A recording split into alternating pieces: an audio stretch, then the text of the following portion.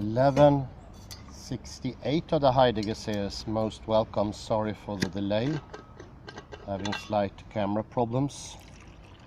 It seems that the mobile is missing my colleague. And since have given up its breath. And so did also my iPad or whatever, my pad. So it's two things. I will do György Buzsaki. It's from his book Inside Outside Mind or Brain. It is a very interesting book. I can dearly recommend it. And this is from chapter 9. It's a bit heavier a thing. See if I can hold it.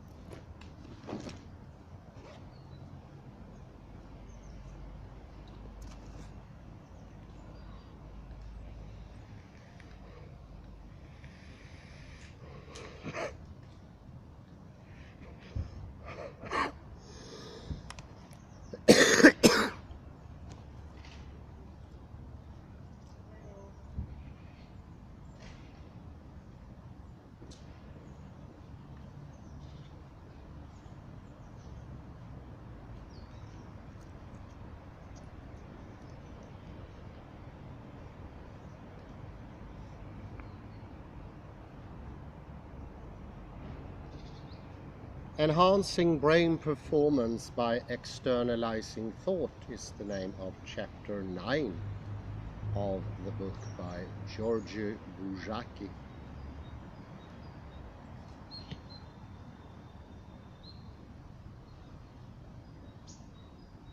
Some quotes here. Ars longa vita brevis, Hippocrates. Science works for evil when its effect is to provide toys for the rich, and works for good when its effect is to provide necessities for the poor. Freeman Dyson. Technology is a mode of revealing. It makes the demand on us to think in another way.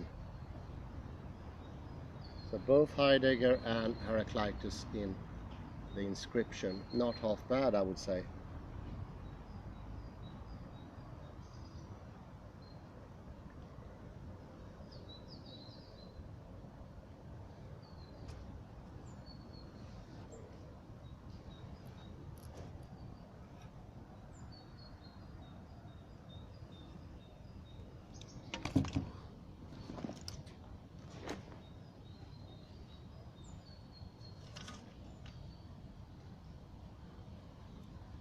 Oof, it's too warm this.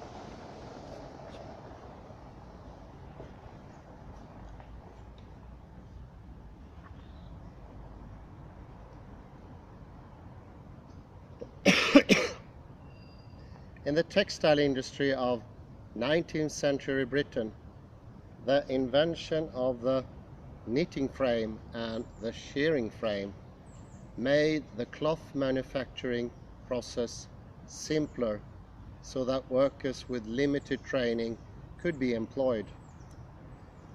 At the same time, these innovations threaten the weavers and artisans in Nottinghamshire, Yorkshire and Lancashire,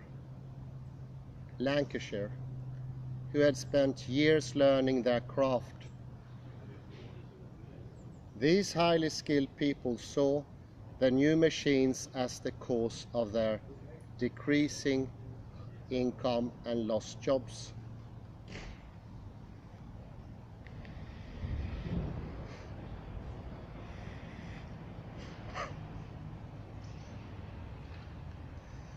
So they picked up sledgehammers, invaded the mills during the night, and wrecked the machines. Ned Ludd, a young apprentice, was rumored to be the first attacker, and his followers called themselves Luddites.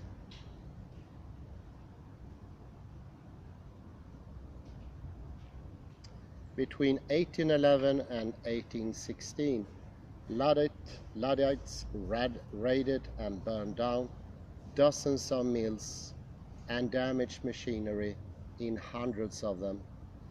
They also lobbied the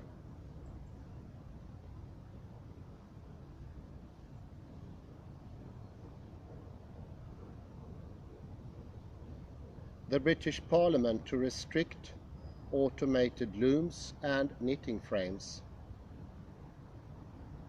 However, the government sided with the textile owners.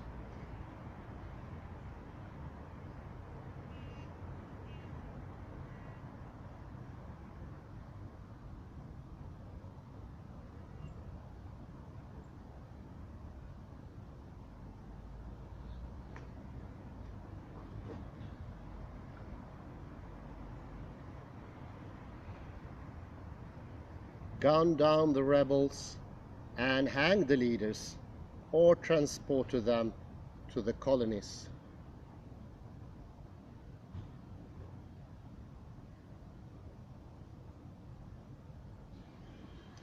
The movement was crushed, but the word Luddite survived. Today it is a blanket term used to describe technophobes who feel that industrialization, computerization, or new technologies in general do not always bring happiness.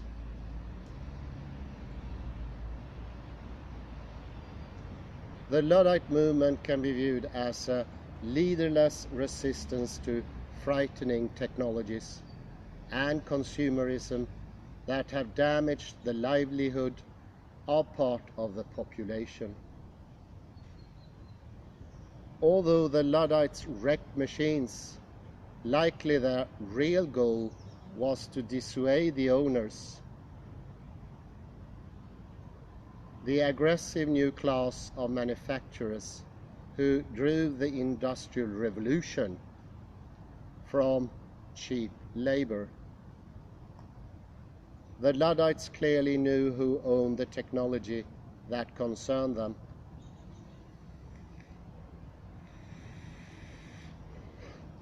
Today, we are no longer sure who controls technology and who drives the need for constant innovation. And even more complex question is how much benefit we gain from it.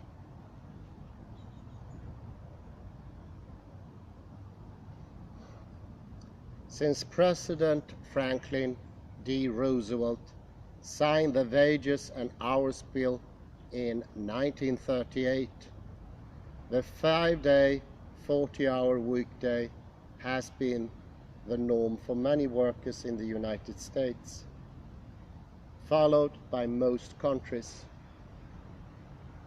Can we reduce our workload further because technological inventions allow it to happen and devote more time for recreation? Industries and offices can be shut off, and even season-dependent agriculture work can be operated by shifting groups of people. Therefore, in principle, we can determine the numbers of hours we work.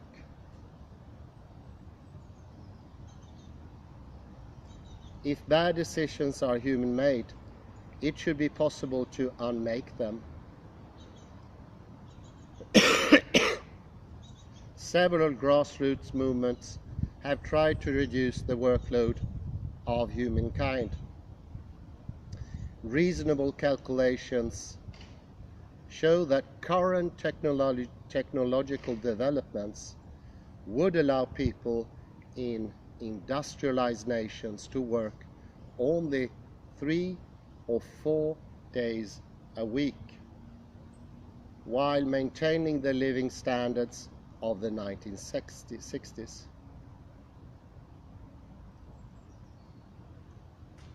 Such a reduction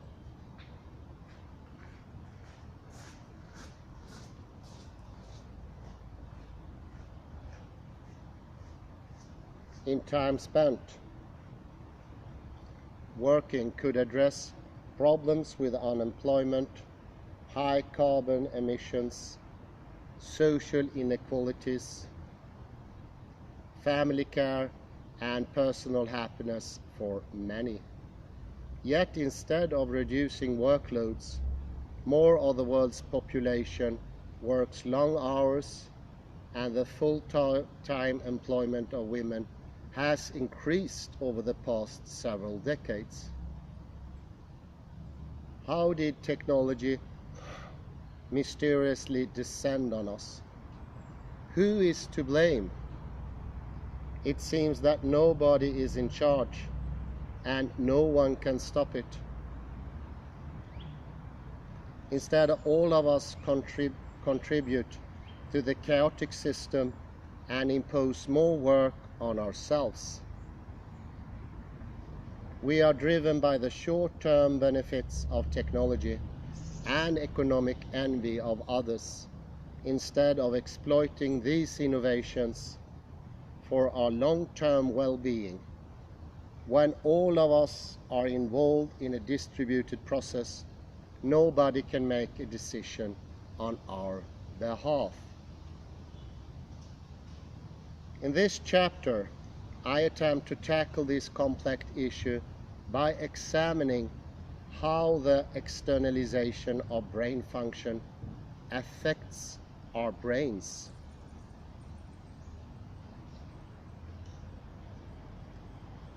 And the brains of others. Some of the text may appear off-stream from the main topic of this book. However, without discussing these issues, it is not possible to understand why the relationship between episodic and semantic memories seems so different in humans than in other animals.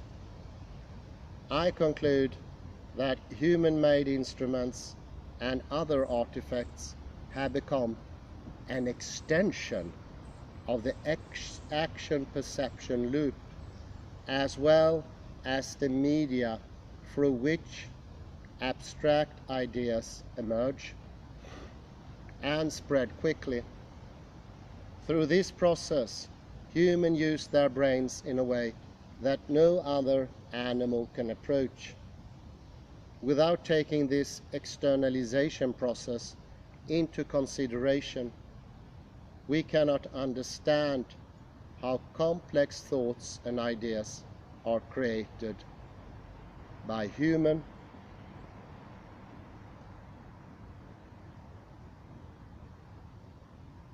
brains, which are not much more complicated structurally than the similarly large brains of some other species.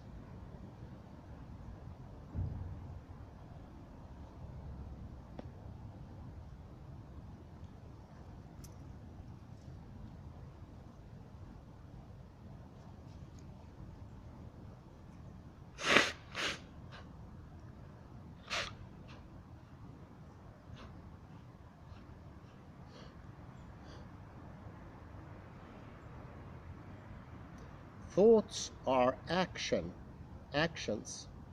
Thoughts are actions. Externalization of mental operations.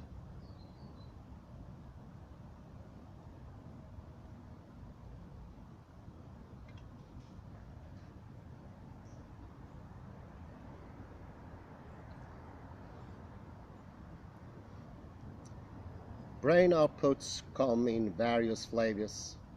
The first one that comes to mind is muscular action. To move the body and its senses. A second output acts via the autonomic nervous system to affect our internal organs and glands. A third output is the release of hormones from the pituitary gland to affect growth, blood pressure, sexual hormones, thyroid hormones, metabolism, temperature, childbirth, lactation, and water salt concentration in the kidneys. The fourth large category of brain output is thoughts. Even if we do not intuitively think of thoughts as actions, a thought which can be conceptualized as a buffer for deferred action is useful only when it benefits the brain's owner. Imagination and thought rely largely on the hippocampus and prefrontal cortex. The prefrontal cortex can be considered an internalized offshoot of the motor cortex with a similar neural architecture. The motor and higher order prefrontal cortical areas receive remarkable similar inputs and send similar outputs to their targets.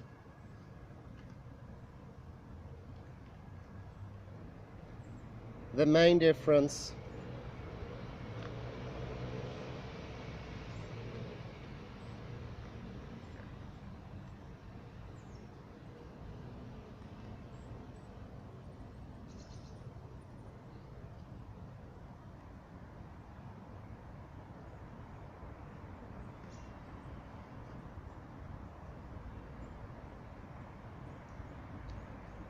main difference is that while the primary motor cortex sends directed projections to the spinal cord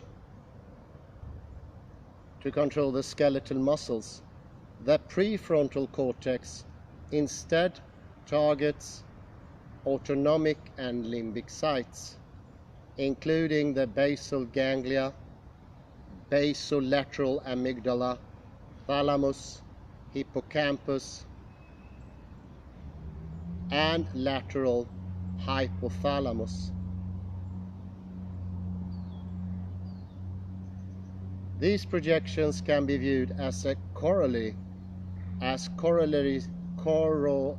circuits through which prefrontal areas inform other higher order cortical areas, and motivation or action preparing structures about pending action plans, similar to the way that motor cortex informs sensory areas about ongoing actions.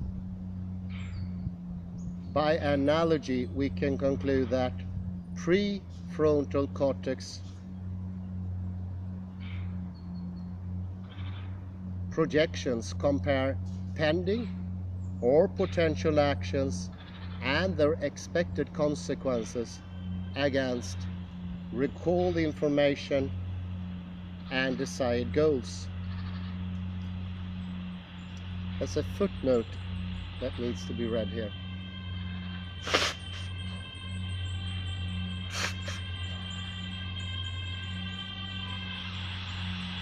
and that is that Buddhist teaching emphasizes that physical and mental actions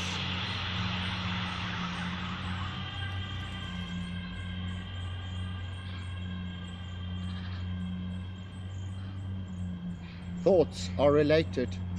Karma literally means action or doing.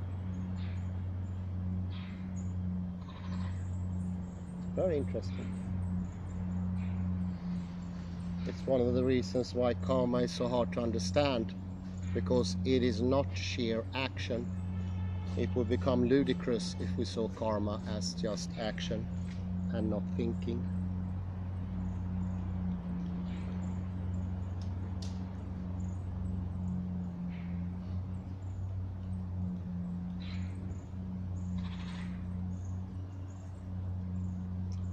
Instead of directly evaluating actions, this hypothetical higher order corollary mechanism compares and evaluates the internal workings of the brain to form multiple step action plans before any overt movement.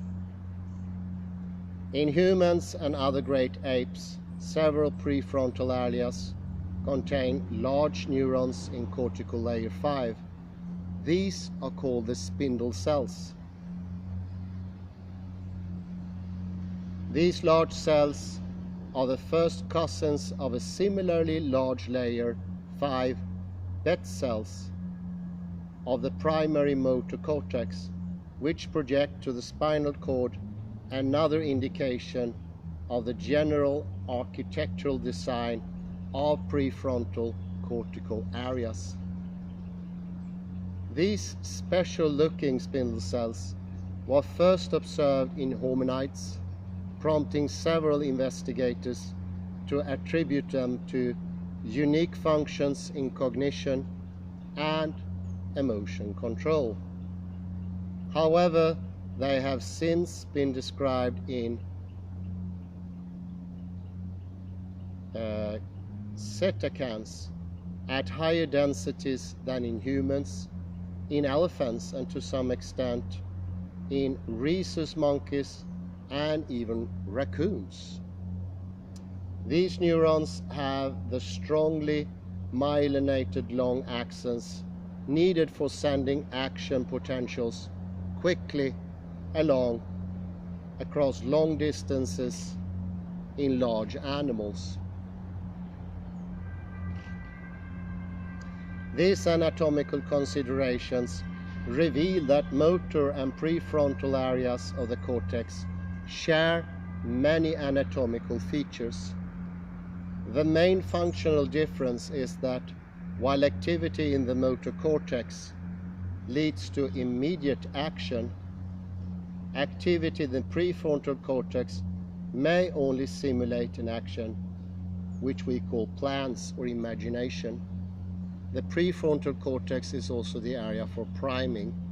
If we want to control our actions, this is where we need to go. Otherwise, thinking will be in the other area, in the later part of the cortex, and will be highly automaticated. And it's no happenstance that Henry Stapp points out classical mechanics as the automization of reality, where you no longer have access to space, time, and knowledge. You just regurgitate thoughts or thoughts/action.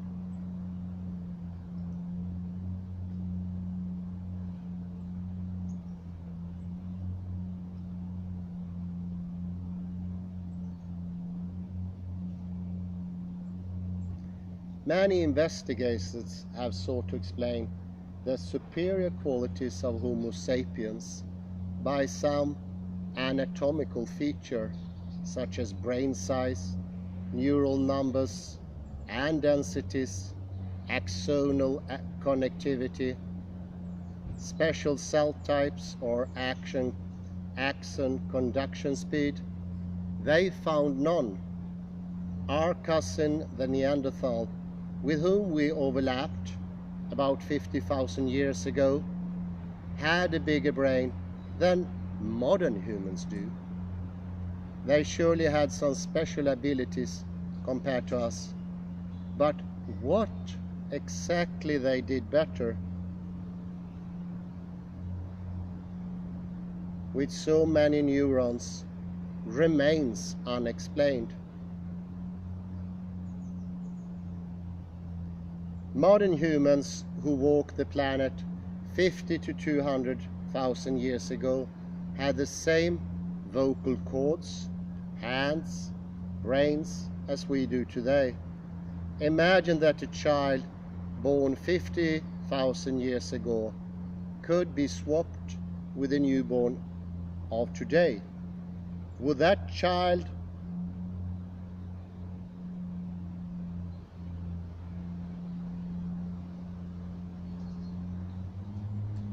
born in New York City and teleported back in time to a loving family become a constructive member of a hunter-gatherer community? Conversely, would that teleported child from tens of thousands years ago, adopted by an average family in the United States, have the same chance of getting into college as my daughters? The answer is a resounding yes.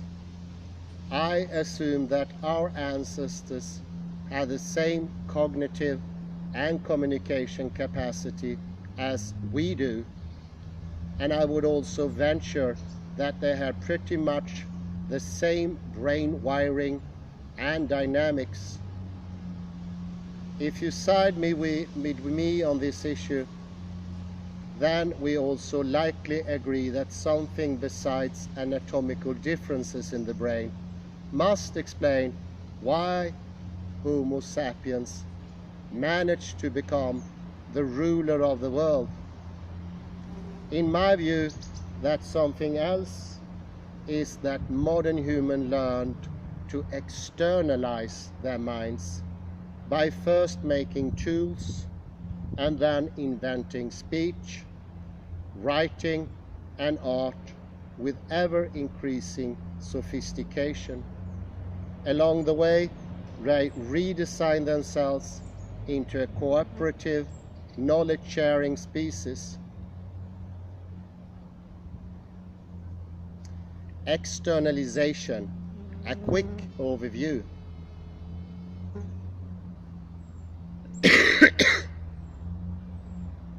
Homo habilis and Homo erectus were already making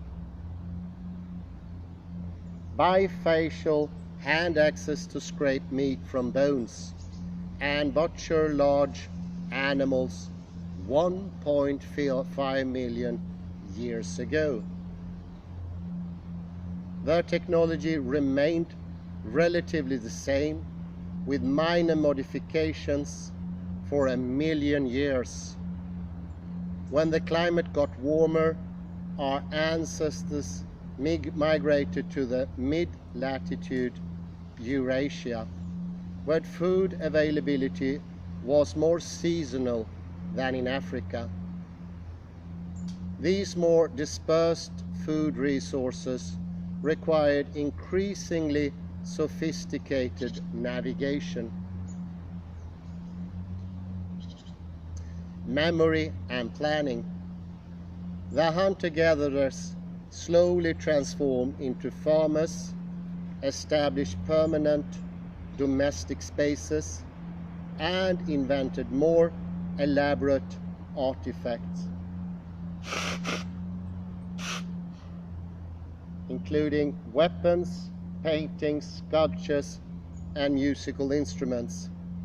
Many of these artifacts no longer mimicked or represented anything real in the world. They had to be imagined before the maker could start working. Artifacts are externalized versions of a thought, a reflection of contemplation.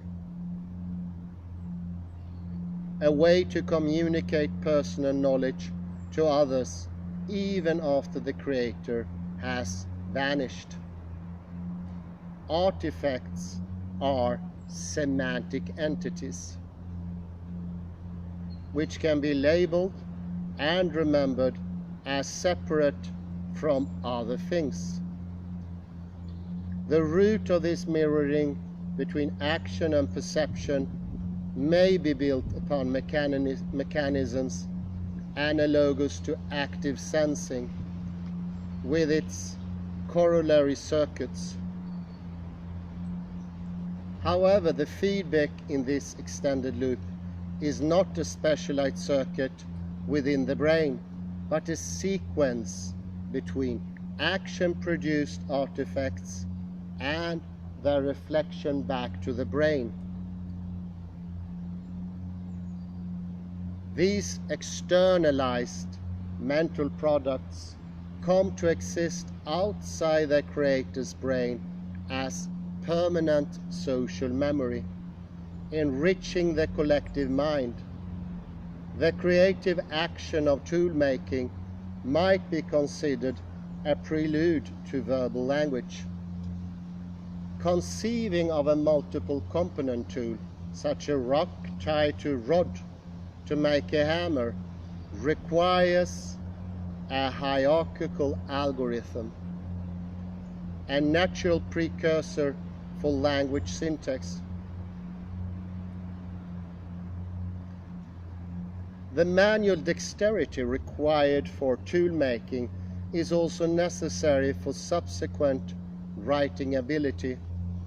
Artifacts and eventually words can readily communicate semantic information from one brain to many without laborious episodic explorations by each individual.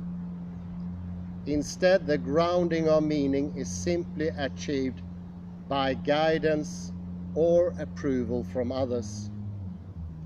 Externalized information can be named, and therefore it rapidly spreads semantic knowledge. This ability comes with a cost, though. We accept the definition of events and phenomena too often without personal experience. Need to move these things. Sorry.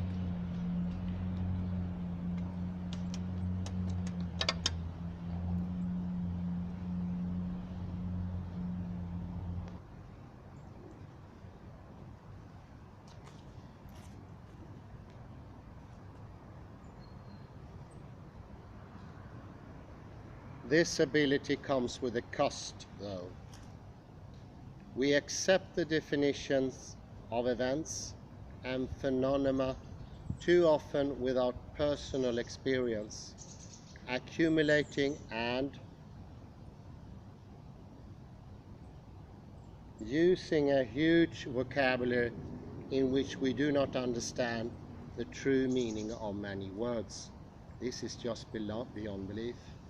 This is what Wittgenstein was saying, and I've been feeling for so many years. And now it comes in writing. Wow. György Buzsaki.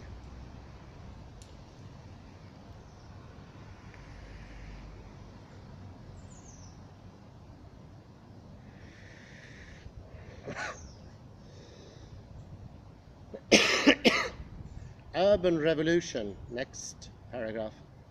Once hunter-gatherers started farming and domesticating plants and animals about 12,000 years ago, group knowledge began to increase dramatically.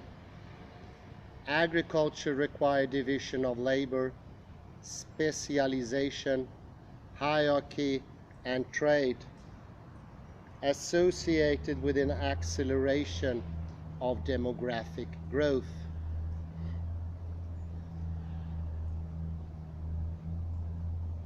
Tens of thousands of people lived together in the Sumerian cities of Uruk and Shurupak.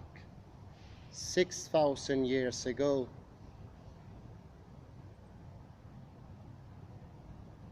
The pressure on dwelling solutions led to the introduction of geometric designs that were entirely the product of the externalized mind.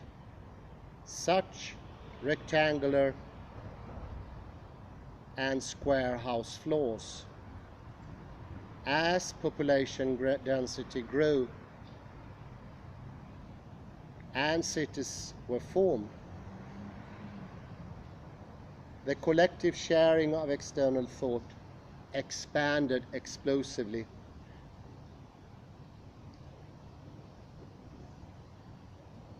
A city of 10,000 people working as a cooperating group can generate much more accumulated knowledge and much more rapidly than 100 small communities of 100 people each.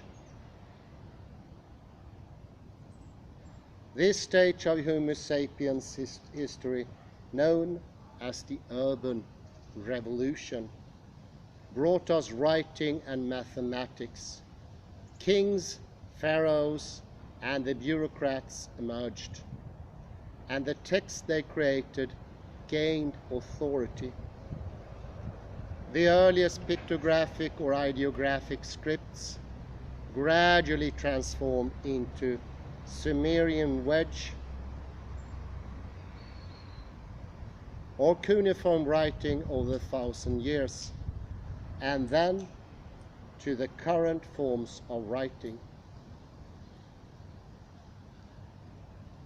Pictographs work mainly as a mnemonic device to help with the spoken language and had to be interpreted rather than read. They are a bit like private notes and symbols I scribble in the margins of books I read. Even I have a hard time interpreting them properly without consulting the related text. Yet pictographs are very useful for storing thoughts outside the brain. Such externalized thoughts, collectively agreed upon by small groups of powerful people, became the rule of the land for generations.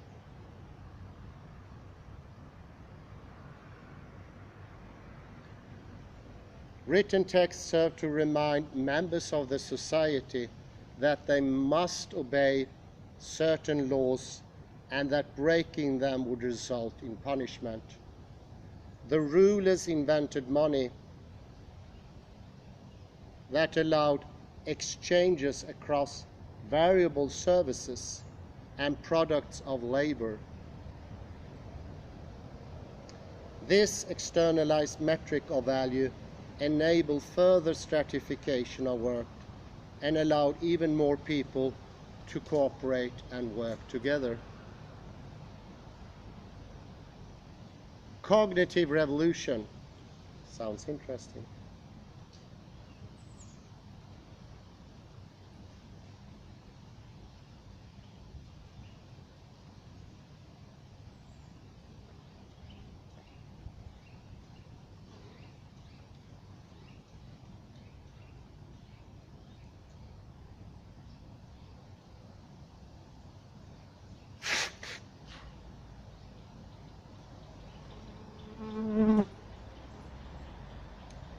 The ability to read the unique minds of other individuals through externalized objects, symbols, text, and institutions gave rise to the cognitive revolution phase of human evolution. This sort of information reflects back to the brain to profoundly affect its circuits. In a modern experiment, illiterate women in India learn how to read and write their mother tongue, Hindi. while their brains were repeatedly imaged. Talking about an MRI here. After just 6 months of literacy training, several areas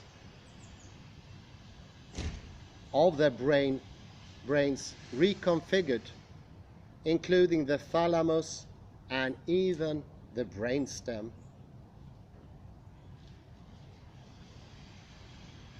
Fast forward to Johannes Gutenberg's invention, which enabled the production of printed books in the 15th century. And then jump to the rotary presses of the 19th century, which introduced printing on an industrial scale. Written sentences, mathematical equations, and pictures are externalized products of the collective cognitive powers of the human mind. And they have an unlimited lifetime. Books allow people to check and compare the thoughts of others whose ideas were developed under different circumstances. Unlike a busy college professor, a book can provide all the time that the reader needs. The reader can consult its content over and over again. Only the possession of the cipher is needed to convert the abstract patterns of letters and words into organized neural activity to create novel thoughts in the brain. Externalization of brain functions enables both broadcasting and copying of complex ideas, intentions, and emotions, and hopes from the brain to brain without the need for immortality of the idea's creator. By virtue of the hierarchical, generative, and recursive nature of language, syntax, and its virtually limitless scope of expression, people can find their way to God or forbidden thoughts, come up with new hypotheses, and publish earth-shaking discoveries. Externalization and internalization are complementary processes. Next paragraph. As discussed earlier, disengagement of the brain from its environment and its ability to manipulate models of the external world are prerequisites for cognition.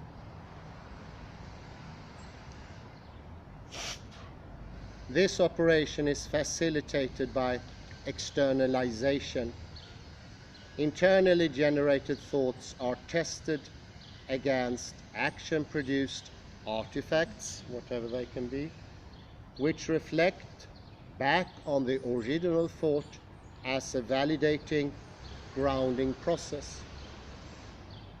This is a protracted action-perception mirroring loop. We test the validity of a thought by acting in a certain way, in certain ways, and as a result, seeing things differently. Externalization is an elaborate way test of internal thoughts. With the help of artifacts such as books, thoughts can be communicated to many other brains. This practice can give rise to agreed abstraction or semantic knowledge within the community. Human-made objects are therefore a medium through which semantic knowledge and abstract ideas can rapidly spread.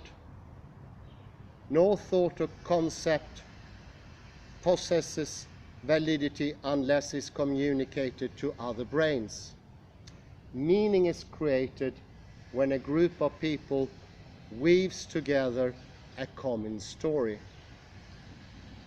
Like, my thoughts are not so crazy. Thus a concept becomes a concept only by externalized grounding, and the process of grounding involves interactions with other brains. This extended view of cognition implies that cognition can be understood only as a social phenomenon that transcends the brain of the individual.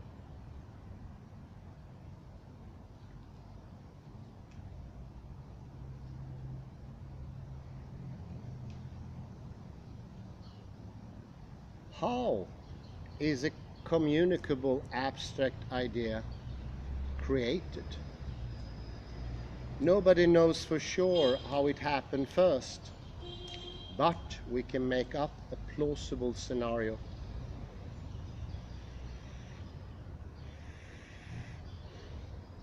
Let's suppose that the smart individual wanted to throw a party for the village. As this person sacrificed one sheep after another, he scratched a line on the bone for each sheep. Tally marks were used for counting before the construction of the cities in Mesopotamia, Uruk and Shuruk.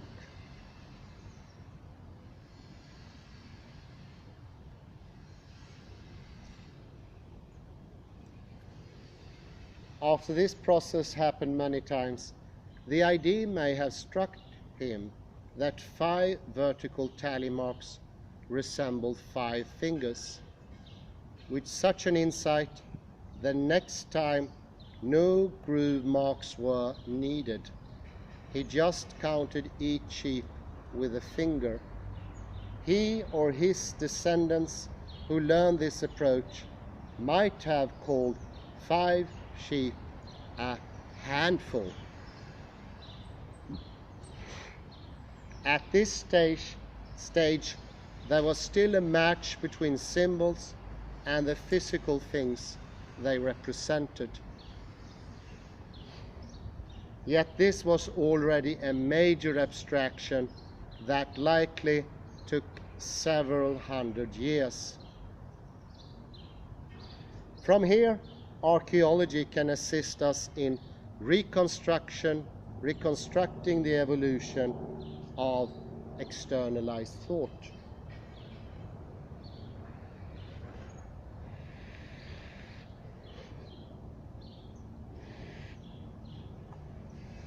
For hundreds of years, arbitrary number systems were used to count different groups of things, such as animals and bags of grains, while other systems were applied to count other things. People in different cities also used different tally mark systems. The next level of abstraction was the realization that numbers apply equally to all things. Once this generalization was made, tally marks could be manipulated without knowing what they refer to.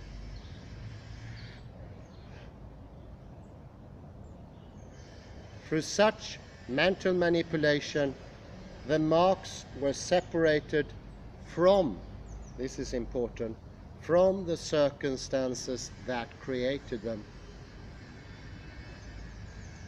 And they became explicit knowledge.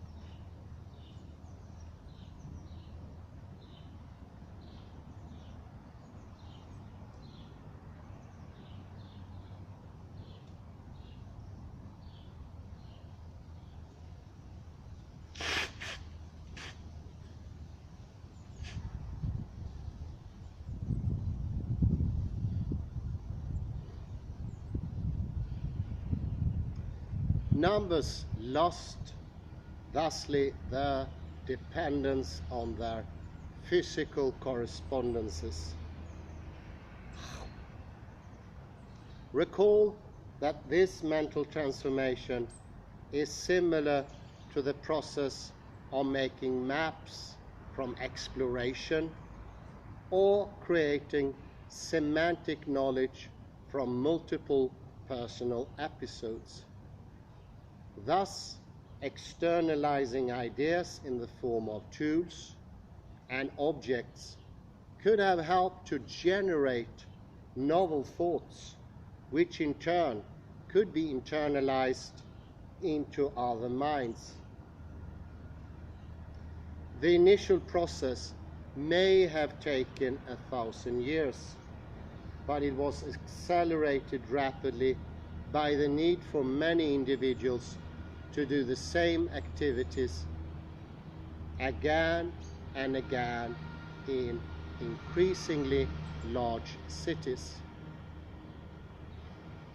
No genetic change in brain hardware was needed to gain this ability.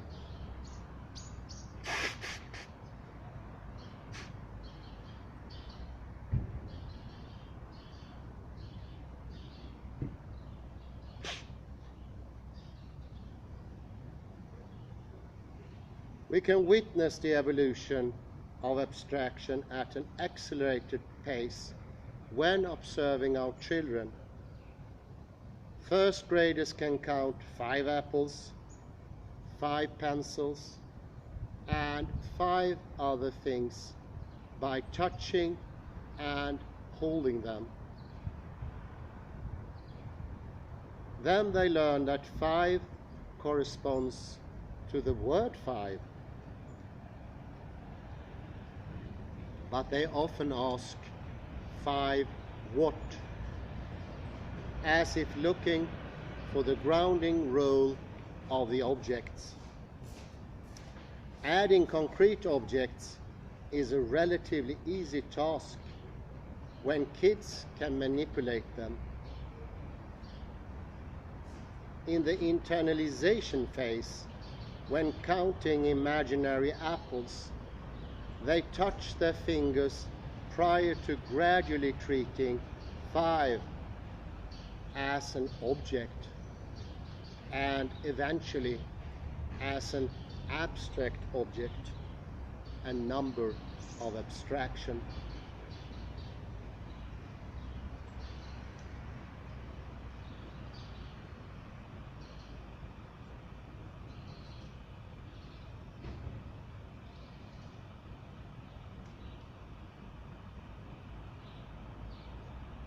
The entire process is speeded up,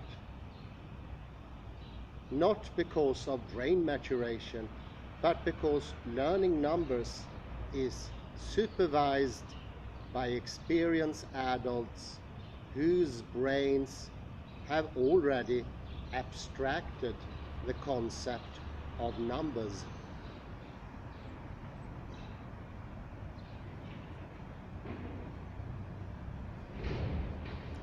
Many mathematicians and physicists believe that numbers and math are the fundamental organizers of the universe, so that we could simply infer them from our mental imagination, independent of the outside world.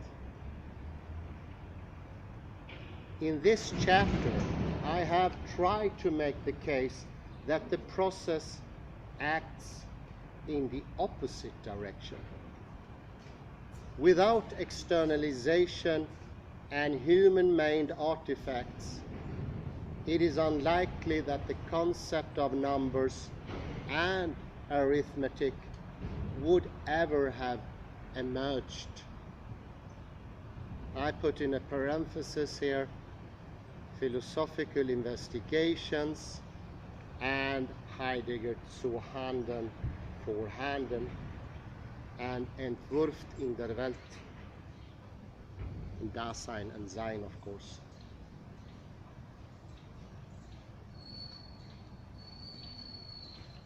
clocks for synchronizing human cooperation. Perhaps no externalized artifact has had a larger impact on our ideas than the clock. Vague concepts of space and time predated measuring instruments, mainly to explain the vastness of the surrounding world and our place in it.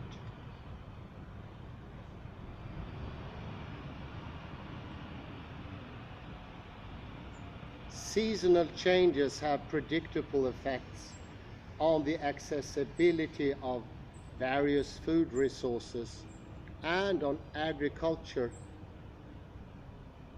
In addition, daily circadian changes influences the activities of all living creatures. Early humans routinely used celestial timekeepers, such as the relative position of the sun and the moon, but activities can be better allocated within these natural time windows if shorter discrete intervals can be determined. From ancient Egypt came the idea that the day from sunrise to sunset and the night from sunset to sunrise should be divided into 12 hours. There are different explanations for the origin of the number 12. There are roughly 12 moon cycles in a year, each cycle corresponding to one complete orbit of the Earth around the Sun, and 12 zodiacal signs. I'm a Taurus. Also, there are 3 phalanges in each of the 4 fingers. I didn't think about that. There actually are. When numbers emerge by making correspondences between things in the world and references in our body, marking the phalanges were likely a good method for counting 12 with one hand.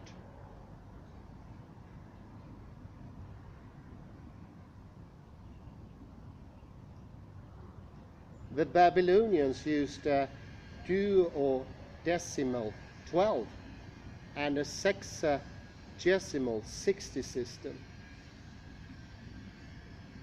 Why they choose 60 is not clear, except that it is a nicely divisible number by 1, 2, 3, 4, 5, 6, 10, 12, 15, 20. Wow. Furthermore, ancient astronomers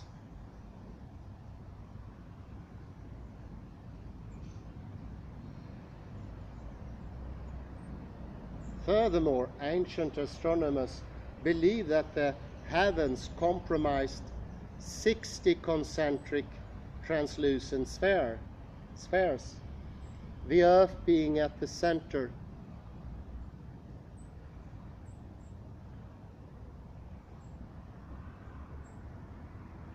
In geometry, a sexagesimal system works better than decimal numbers.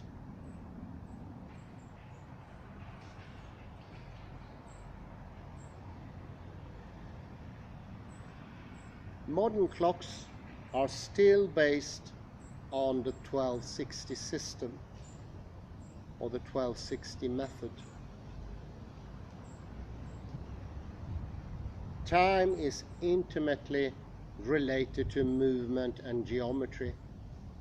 However, dividing the interval between sunrise and sunset to calculate time is problematic because its length varies with seasons and locations.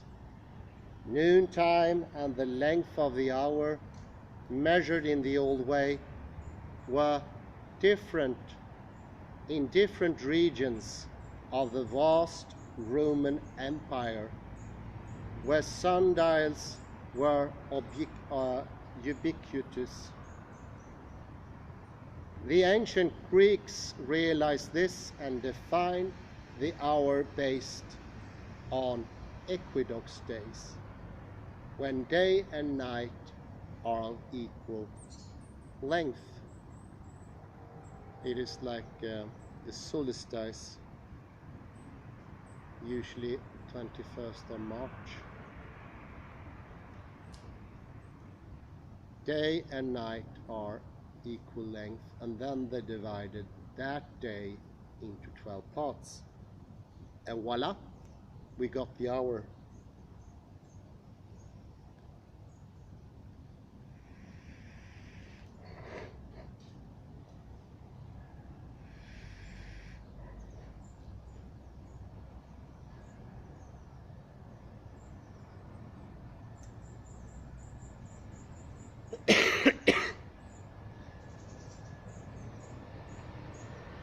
Time is intimately related to movement and geometry. However, dividing the interval between sunrise and sunset to calculate time is problematic because its length varies with seasons and location. Noontime and the length of the hour measured in the old way were different in different regions of the vast Roman Empire, where sundials were ubiquitous. The ancient Greeks realized this and defined the hour based on equinox days, when day and night are of equal length. Remember Julian Barber? This is where it all started, what later became problematic with Newton and his Principia of 1689. It started with movement, and it remained movement, Julian Barber could have said. And that disappeared in Newton. And our present time, I would say, by common people, media, everywhere, is no longer movement. Actually, they do not know how to use it. So the end of time is rather the beginning of the time. It is only when the external world is in on it that we can have access to time. That did not happen in the Newtonian revolution. It lost its sense, and Newtonian classical time should only be used in a very thin layer and never ever in the remaining 99.999% that is our common life. I would say this becomes even clearer with György Buzsaki.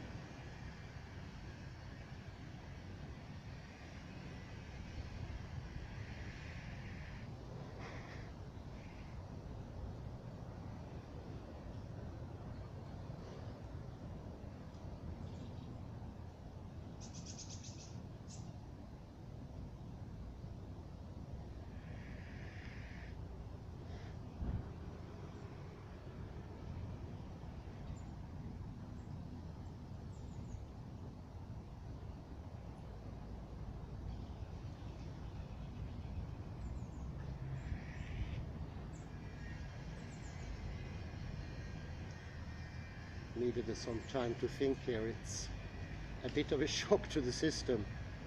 It is a neurological Wittgenstein. of the philosophical investigations. Rather stunning.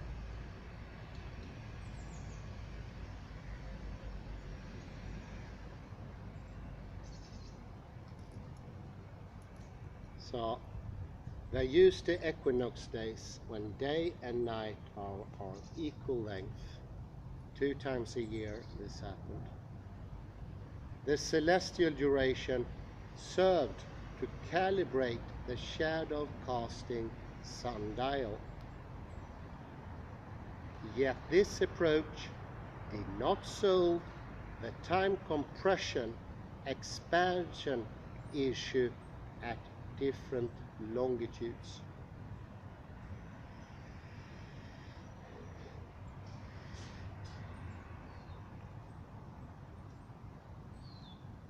Thank God the Greeks were all situated at approximately the same longitude. Concrete time, listen to that, be careful also. Concrete time and duration. Water clocks were invented at about the same time as sundials, but for a different purpose. They serve to measure the duration of certain sacred or bureaucratic activities as opposed to the time of the day. In Greece, water clocks called clepsydra were used in courts to limit the time allowed for presenting complaints. They served as a calibration device to settle the dispute over whether days and nights are of different lengths in different seasons.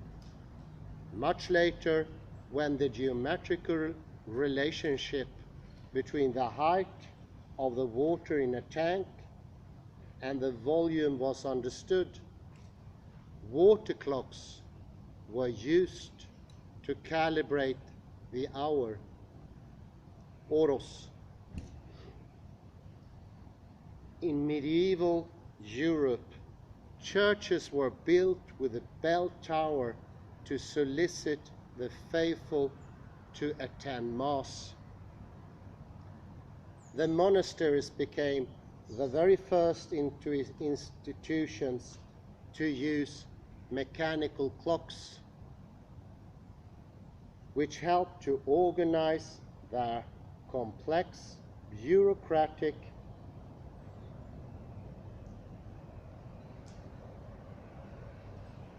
apparatus.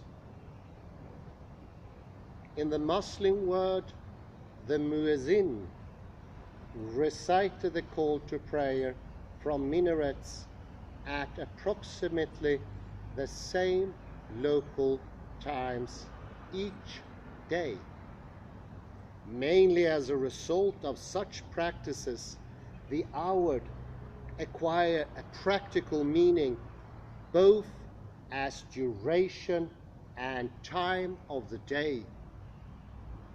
In turn, it took centuries and numerous steps of innovation before mechanical clocks became accurate enough to divide hours into minutes and later into seconds. Today's atomic clocks are based on the duration of a particular number of energy transitions of the cesium atom.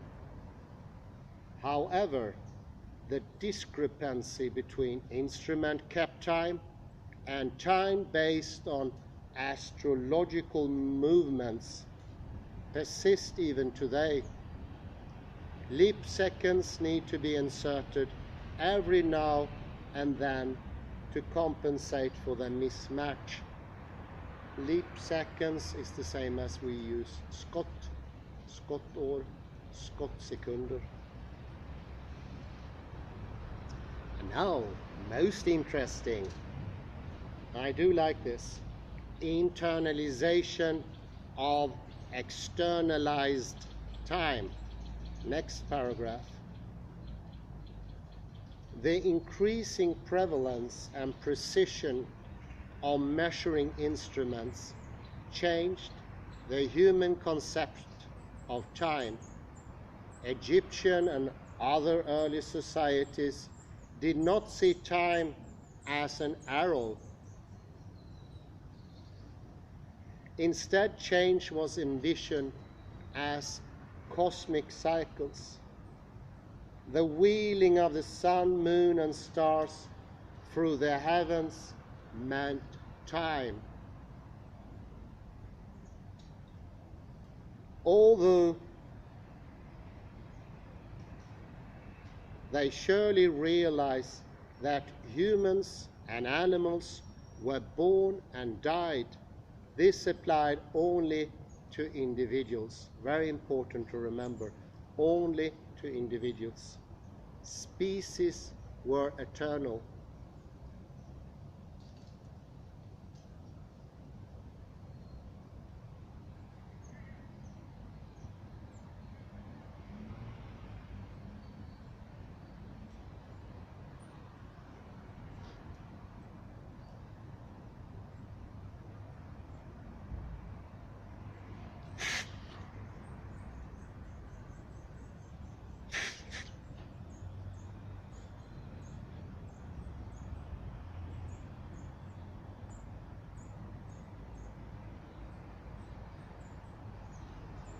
This view was in harmony with the dominant ideology of preservation of the existing system.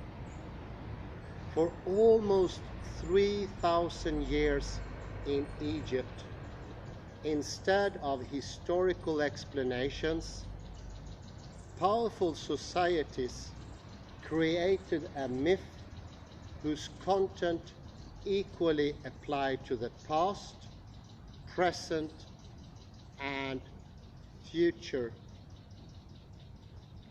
Past events such as creation were imagined as the action of the gods, but the distinction between past and future was inconsequential. In ancient Greece, Plato insisted that nothing is new. The soul already knows the truth, and everything is just reminiscence, anamnesis. Nothing is new under the sun, from the Bible.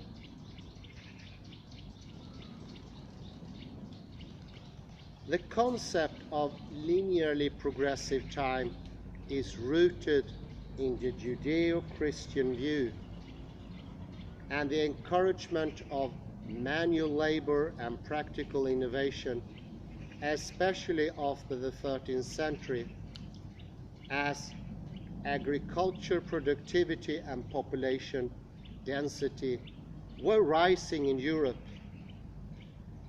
The technology that was key to the emergent industrial age was the mechanical clock. The church embraced the clock, which allowed timing of prayers.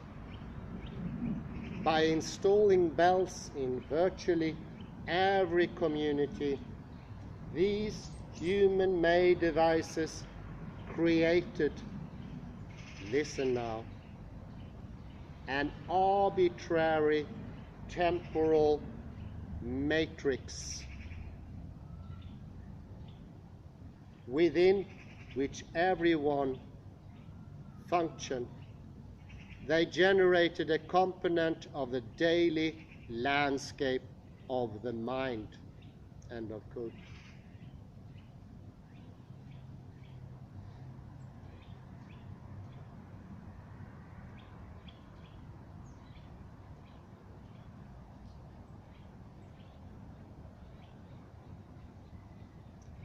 The clocks and other instruments with their arbitrary units became metaphors for the universe and contributed to the mechanistic worldview of the Middle Ages. This new interpretation of the world was radically different from, say, the world of hunter-gatherer societies, which was filled with timeless ghosts and deities. The linear concept of time gradually but fundamentally transformed the European mind, although it took centuries. The habit of thinking within the framework of time's arrow for interpreting history is a relatively recent phenomenon. Let us pause here for a second. Very good. Let us pause for a second and summarize that the concept and meaning of time evolved considerably over the history of humankind. I will take a literal pause here.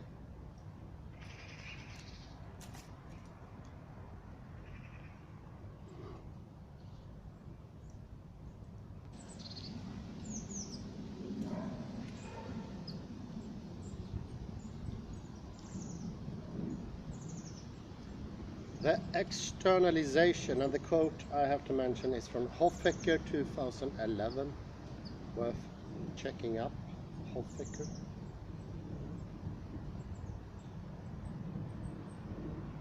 Our brain function facilitated the emergence of concepts and the spread of abstract ideas. Let me just put one in brackets here. This is very important. We should be very careful when using ideas like concept and abstract ideas in itself. What they are is not clear. So be careful, they can be double-edged swords that could cut you.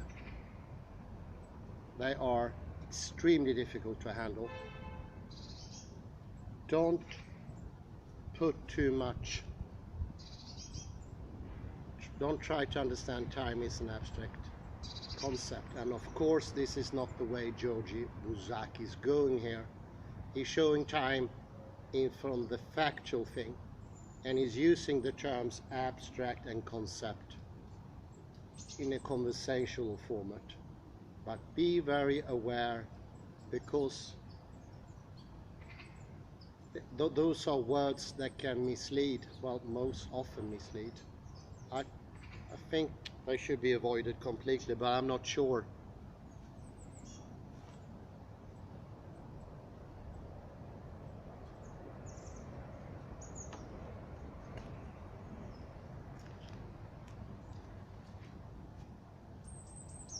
The more people interact with measuring instruments, the more real the abstraction-based units appear to be. By measuring distance and duration, we form a more concrete concept of space and time. It is the same as I mentioned before with the basketball field. Only the ones playing the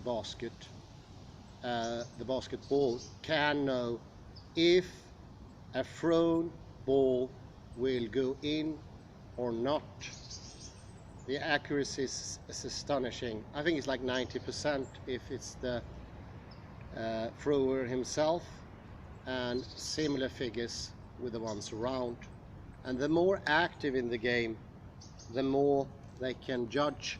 But sitting in the lectern, it always goes down, even if you're an ex-professional, or even if you are a professional and that very day you're not participating.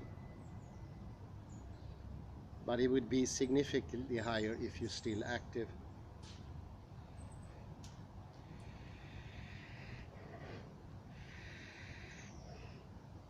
Do not believe you can understand things without doing them. Maybe that's some sort of warning built into these words. That is to say, emerging societal knowledge can shape concept formation in individuals. In support of this hypothesis, children below the age of 9 intuitively grasp the notion of speed, but not time. When one toy train is moved faster than another, but for the same duration, children most often respond that the faster train traveled for longer time. Isn't that interesting? The idea of velocity is natural at a young age, whereas the concepts of space and time are acquired from adults.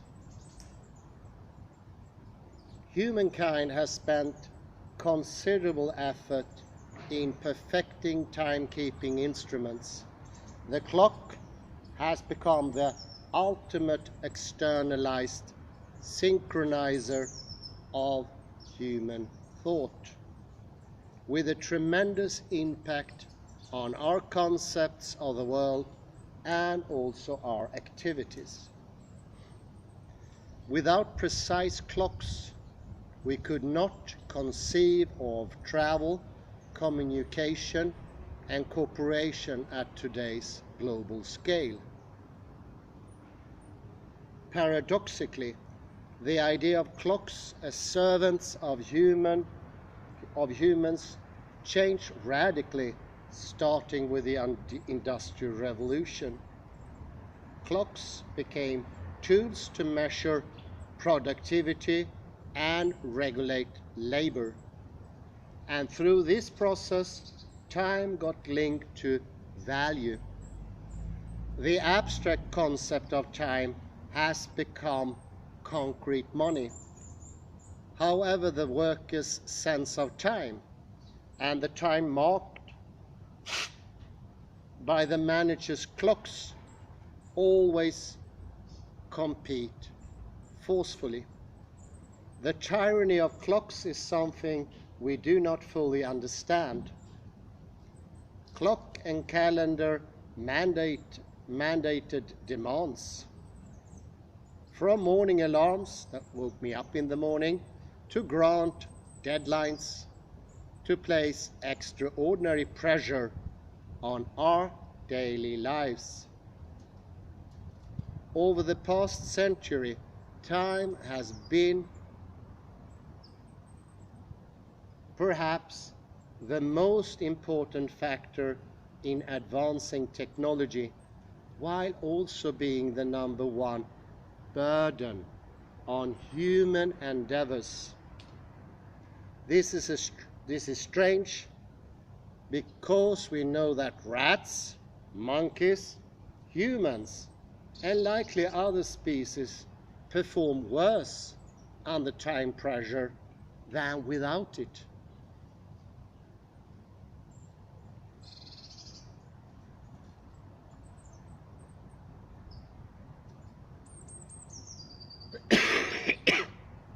The information revolution phase externalized thought in the form of objects, books, and communication media allows the spread of an individual's knowledge to many people.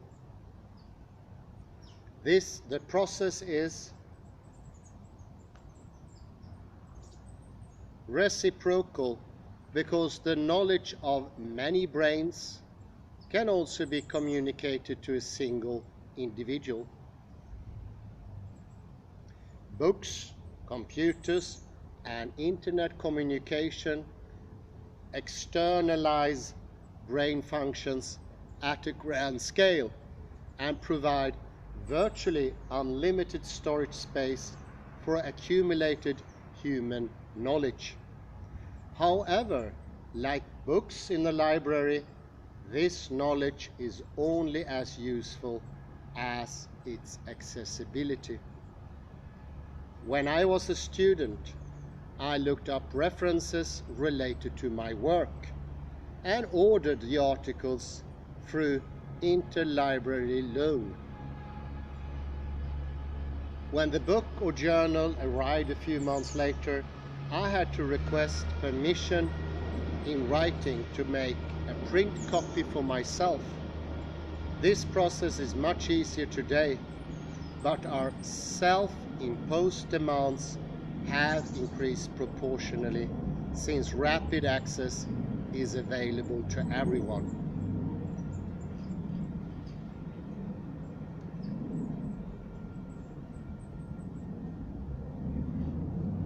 In '92, it took me forever to filter traces and compute the Fourier transform of a single-channel electroencephalogram on my Macintosh Classic II with its 80 megabit hard drive and 10 megabit RAM. Today, Google's DeepMind can teach itself how to beat humans at Go and Atari games. The FaceNet system can recognize a particular face among millions others. Similar systems can locate street scenes anywhere in the world and do a better job than groups of well-traveled humans. IBM's Watson and its brothers are trained to outperform doctors with decades of experience in diagnosing diseases. By 2020, 80% of the adult population worldwide will own a smartphone that provides access to nearly everything humankind knows. Self-driving vehicles are around the corner. Wearable sensor monitor the activities of more than 50 million registered users. And new classes emerge daily, monitoring the pattern of strikes on the keyboard or tracking eye movement, pupil size, heart rate during reading of tens of millions of users provides an unprecedented amount of analyzable and quantifiable data. While you are being interviewed for a job or reading this page, sensors can collect information about your reactions, health states, and even desires, generating unprecedented amounts of biometric data that will be eventually owned by an unknown groups of people. Artificial intelligence, AI technologies will transform nearly every aspect of life, from agriculture and medicine to transportation and finance. Tomorrow's AI machines will learn on their own, rivaling human performance in surprising and unforeseen domains and complementing the human brain.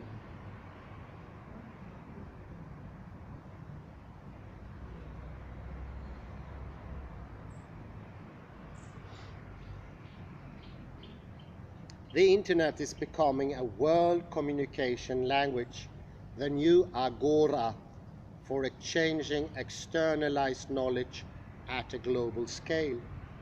Words, expressions, and idioms can already be translated into virtually any language instantaneously, and the translation programs are getting better every day.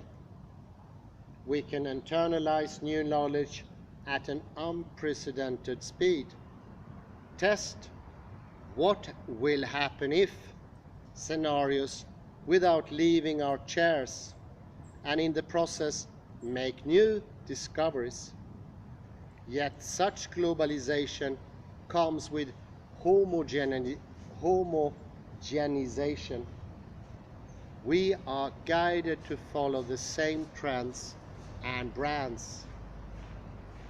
whether we live in the United States or the Philippines. For a small, short-term benefit, we reveal our personal lives voluntarily on the internet, encouraged by the many companies that benefit from learning about our needs, goals, and income. Neurotechnology, the next revolution.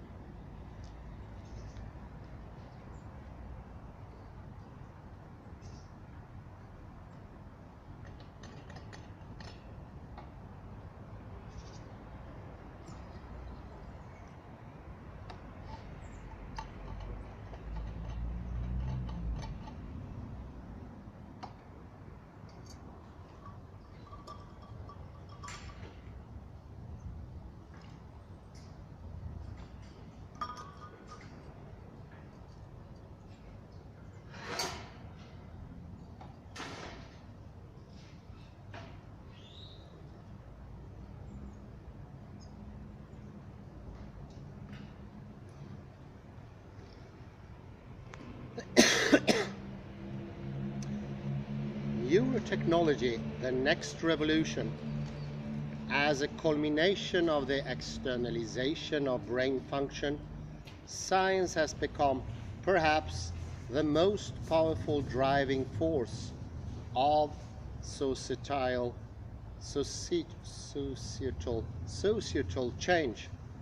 Perhaps the next new era in human evolution will be neurotechnology, the development of non-invasive techniques for monitoring and manipulating brain circuits with high spatial and temporal precision.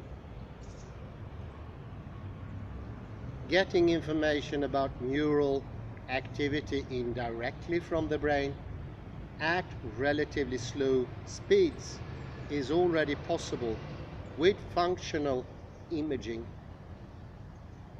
High-density recording of electrical and magnetical signals generated by large aggregates of superficial cortical neurons at the speed of neuronal communication is also routine. There are still a number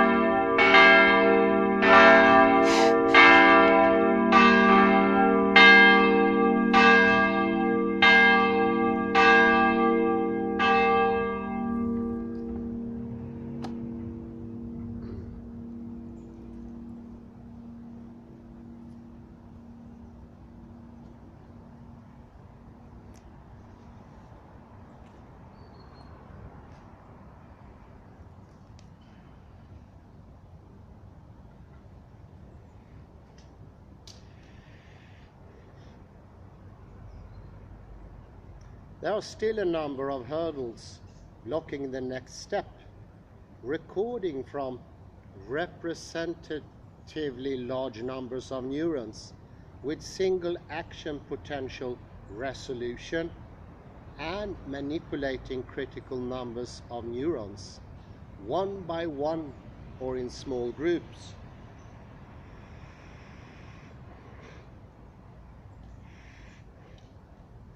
But once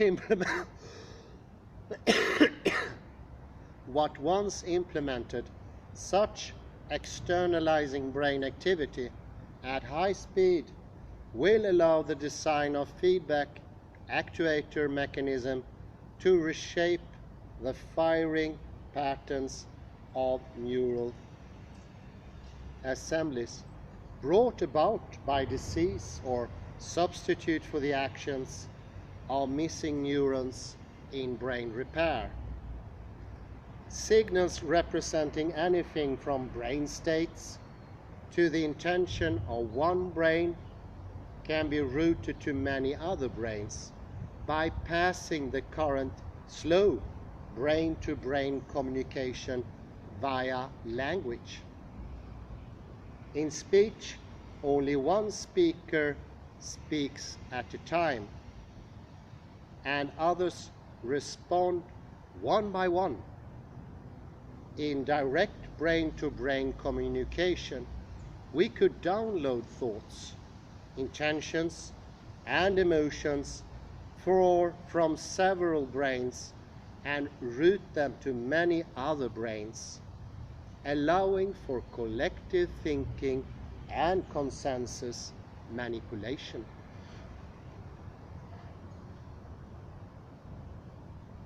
Messages sent and received on Twitter and Instagram are already precursors of semi-online multi-brain communication. New sensors for magnetic fields, infrared and ultraviolet light, or radioactivity could be incorporated into the brain. While such telepathic communication sounds futuristic at the moment, the laws of physics do not warn us that such technology is impossible. Rather, the big question is who needs such technology and what benefits it offers. The development of these techniques is likely to be different depending on whether they are driven by scientific curiosity, therapeutic considerations, or commercial interests. Brain reset. When the ancient library of Alexandria burnt down, an enormous amount of hard-earned knowledge vanished forever. Imagining waking up in the morning to learn that all knowledge that existed in digital form has disappeared. That loss would reduce humankind's externalized knowledge to the level of the pre-Sputnik era. Almost no one could build a computer or design a search engine from scratch.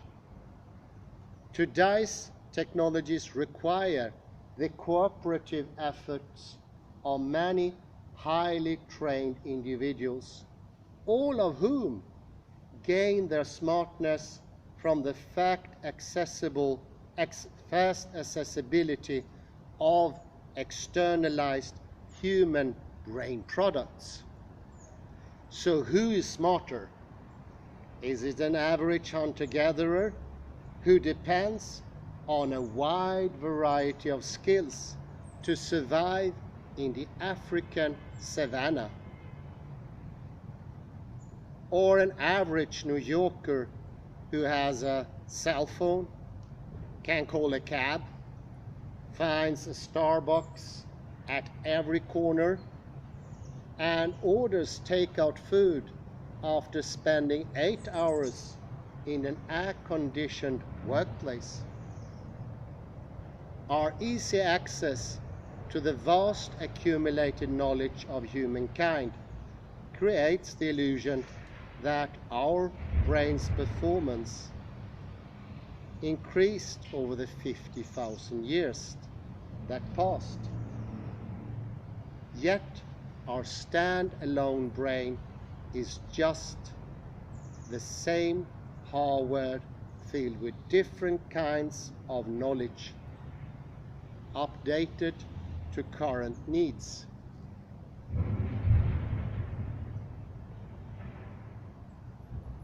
When we search for the superiority of the brain of the Homo sapiens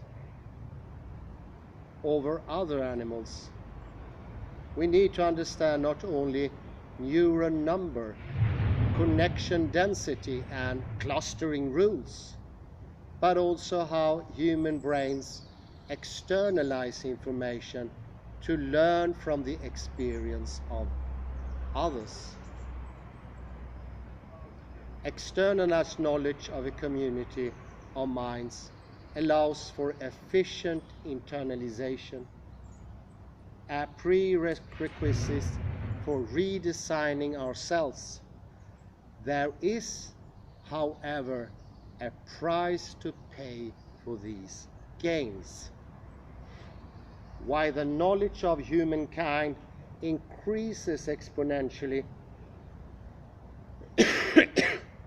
due to the multiplicative interactions of many brains, the relative share of the individual decreases dramatically,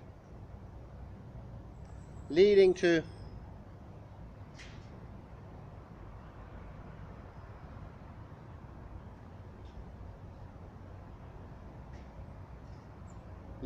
an increasing division of labor.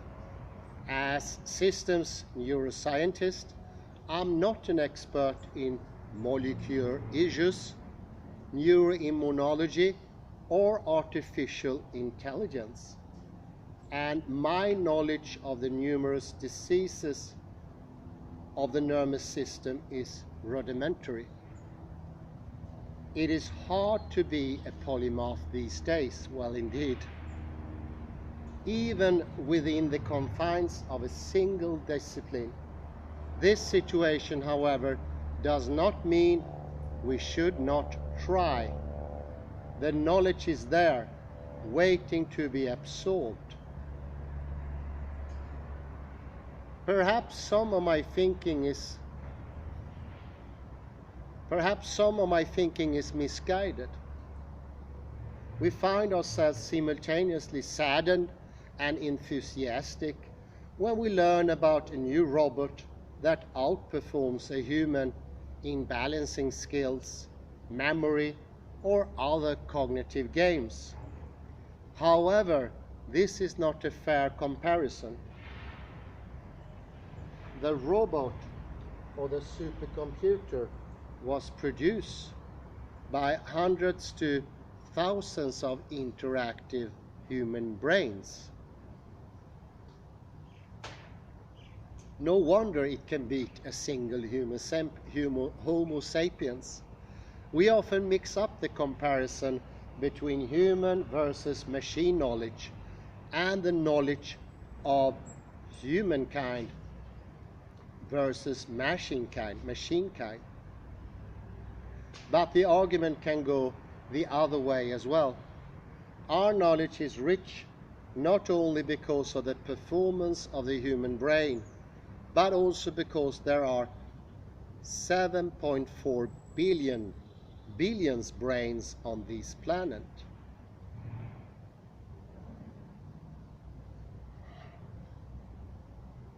And a good fraction of them can communicate effectively, facilitated by the internet. It does not seem realistic to believe that energy-hungry robots can build billions of other robots, each comparable to the human brain.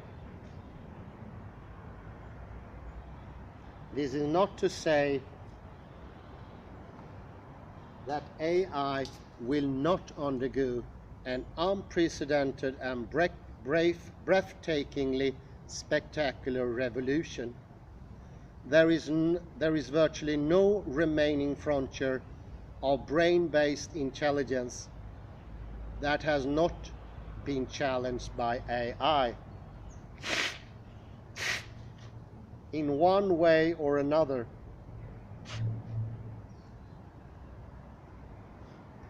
Just a decade ago, it seemed unrealistic that face or scene recognition could be achieved by a machine. Today, they far surpass the best human experts. Their reasoning ability is demonstrated by beating every human in chess and other games. imagination and creativity. How about that? What are these faculties?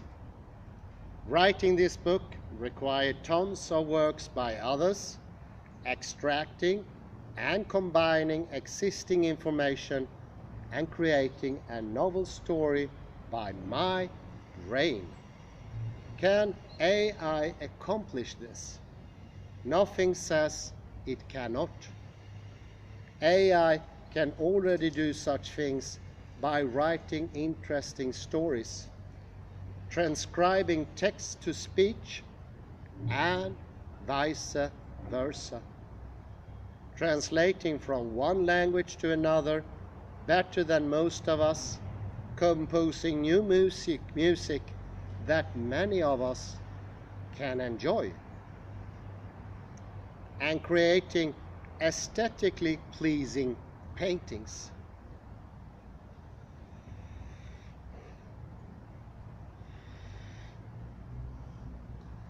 Many of these accomplishments have been suggested to be inspired by the brain.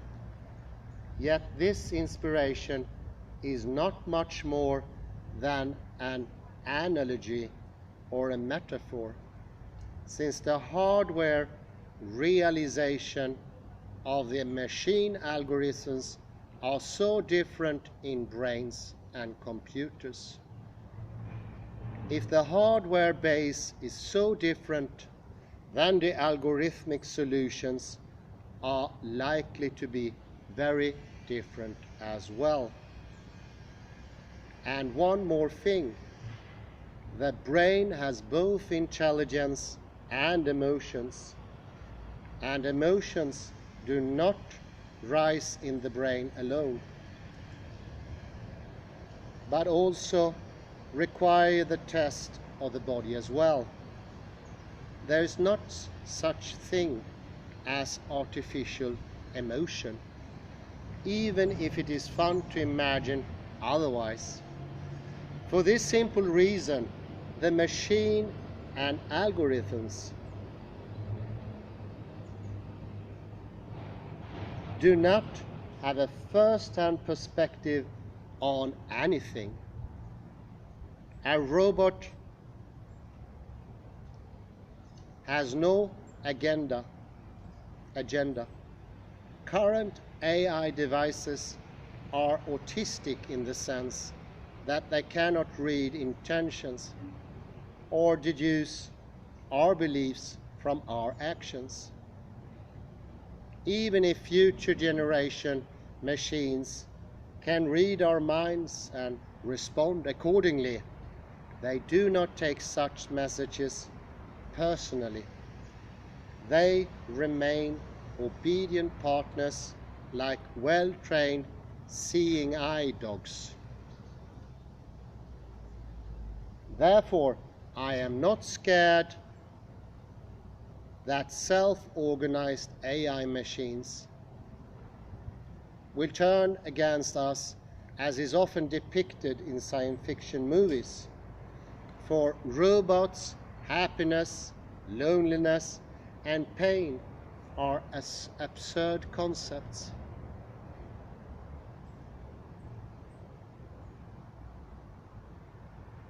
They have no desire to clone themselves, work together with other robots and with us, or develop agendas against humans.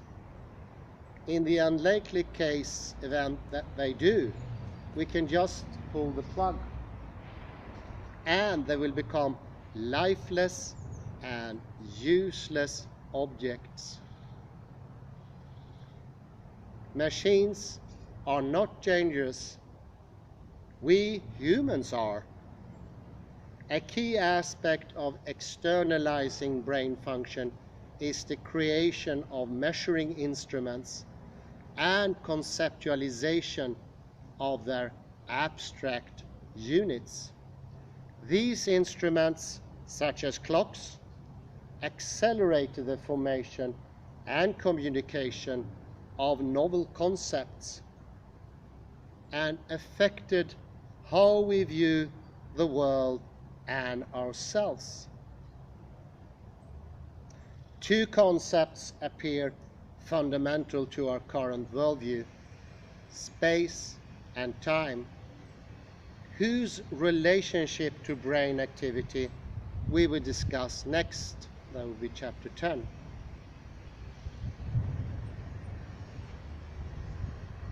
Summary. The brain areas in charge of generating plans and thoughts share many similarities with the motor cortex in terms of cellular architecture and input-output connectivity. The main difference is that the prefrontal cortex does not directly innervate motor circuits.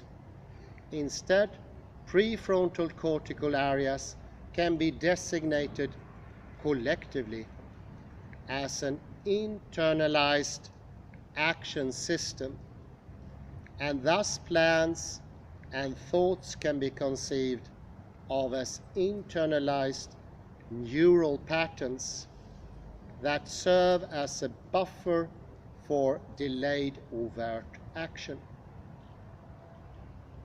Thoughts are only useful if they lead to action, even if that action is delayed by days or years.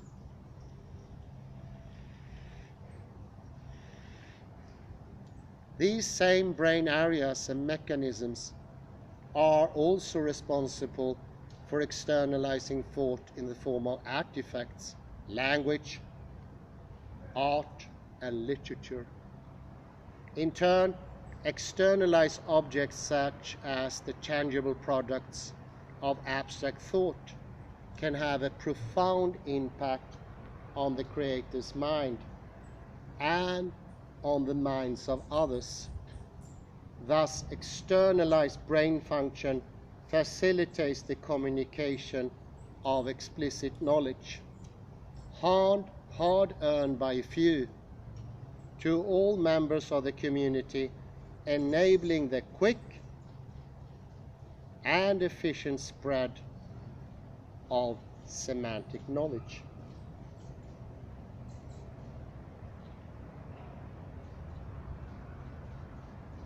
This effective externalization of brain function, semantic knowledge, not special wiring or other qualities of our nervous system, explains why we became the rulers and potentially the destroyers of our planet. The cognitive evolution of the human race started with tool making and language and transitioned through an urban revolution to our present information age. In the process, the individual's relative share of humankind's collective knowledge has decreased dramatically, driving the need for an increasing cooperation for survival. Without extensive cooperation and externalized brain products, our knowledge would be set back to the level of our hunter-gatherer ancestors. That was the end of chapter 9. Very interesting. I will do a sort of a take on the whole thing and a summary. Most interesting goes in to show that thoughts started as doings. Doings in the sense that they are literally actions. We learned this from Barbara Tversky and David Bradel, especially Lakoff and Johnson, Metaphors by We Live By, and Philosophy in the Flesh. It is coming from our doings, so thoughts are not that internal as they seem. But once externalized, they can after that once more in a reciprocal way be internalized. And this goes for time. And I thought especially the time section is very, very pertinent.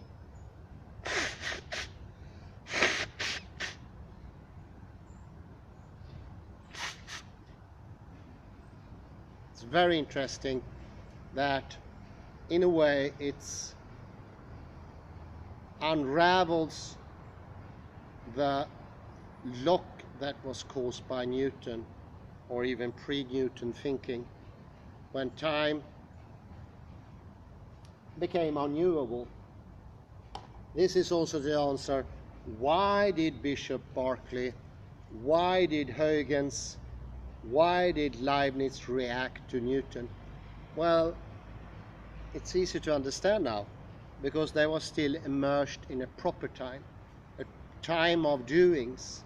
And of course, the now it comes again, abstract, non-human time of Newton, it came as an absurdity. It was a stepping off of reality, not being in proper time anymore, a time of movement, of interacting. We know who people interact more with time are better at keeping time, managing time, planning, and all those things. We Westerners are specifically bad because we never internalize time. We don't train time. We just say time as a, concept. And then you're screwed. György Buzsaki clearly shows this.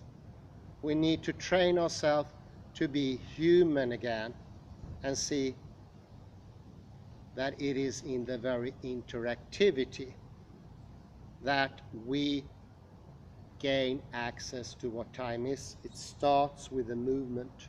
We have never ever left our bodies. And you can imagine how much we have left our interaction with reality. So time becomes something we can't handle anymore. And we become tensed. And one way of explaining that verbally from a person from his or her inside is to say that time is outside and I need to go on a vacation. Someone said when we had a discussion, I don't remember her name, tried to explain that time doesn't work that way, and she still said, I have to go on a vacation to get out of time. Time does not work that way. It would be absurd. And this is made explicitly clear by György Buzsaki. If you're stressed by time, you don't have access to time, or to a lesser level. You can still make things in time, but not to that exactitude. We know that only very balanced and skillful people have that utmost planning capacity. Like shown by Yuri Havavel and others. It is a training thing, and we don't train anymore. We get lazy and we just look at the watch and say it's a concept. It is not a concept in that way. It is of the world. It still takes you to interact every second, every minute. They are not out there in that way. But the mistake is easy, and we all fall into it. You can expect that to have happened. Very unlikely. It is not established at some sort of fault in your time system. But this brings it back. You see, once more, time is movement, and not generalized movement, but different movements. We started with the daylight divided in 12, night in 12, and then we looked at the equinox, divided those 2 days in 12 and 12 respectively, and then we made for compensations. You see, there are different tools all the way. There's not one singular time.